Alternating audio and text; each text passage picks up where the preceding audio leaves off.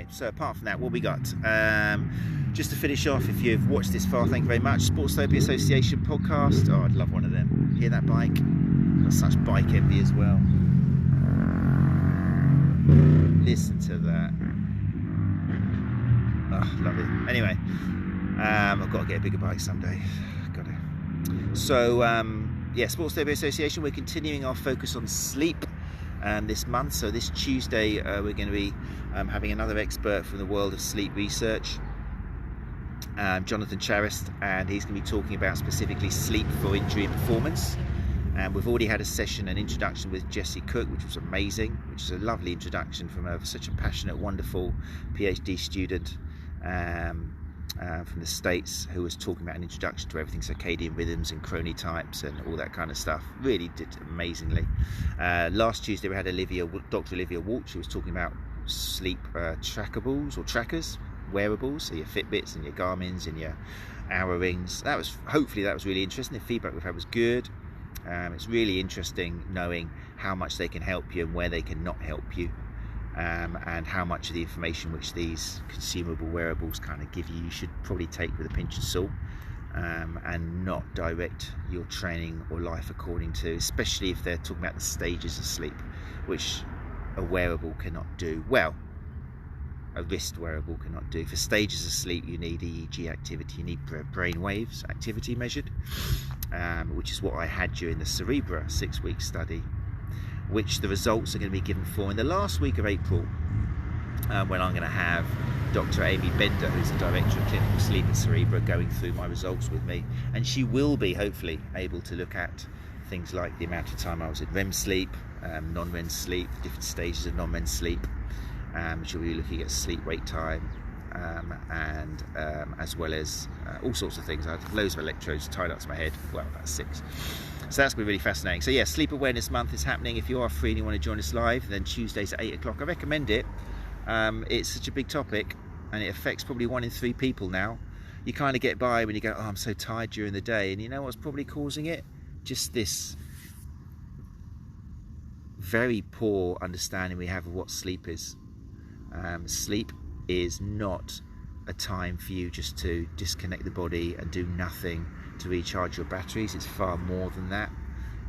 It's a time when your brain is very active and sorting out repairing of tissues, the repairing physically and mentally, consolidation of memories, the movement of daily memories into other parts of the brain, which it consolidates with previous memories to reform what you are.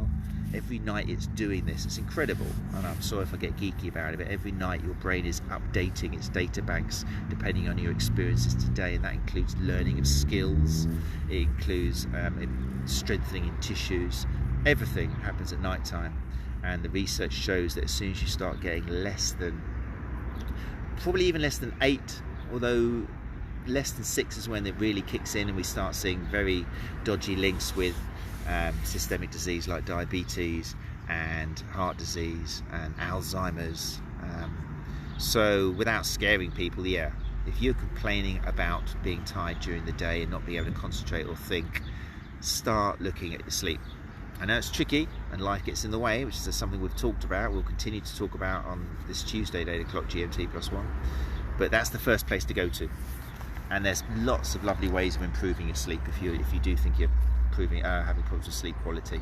A lot of them to do with light exposure at night time and light exposure in the morning, as well as temperature as well. All these things which govern our natural circadian rhythms. So yeah, if that has tickled your fancy, then that will be Tuesdays at 8 o'clock for the rest of April, GMT +1 on YouTube, Sports Therapy Association podcast, Sports Therapy Association YouTube channel, and also I'm putting them out on Run Chat Live as well, which has been nice. Run Chat Live went quiet for about 1.5 years, but I'm using these episodes as well because it's very important for runners, obviously.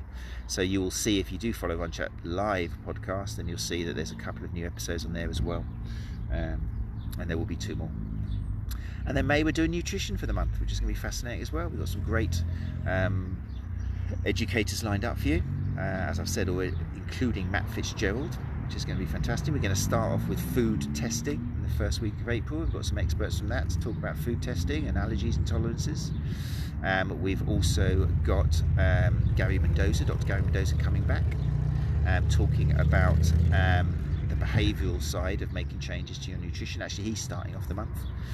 We've got Matt Fitzgerald, like I said, and we've also got, we're going to be doing an episode on food or nutrition for the female athlete. We've got somebody who's worked with the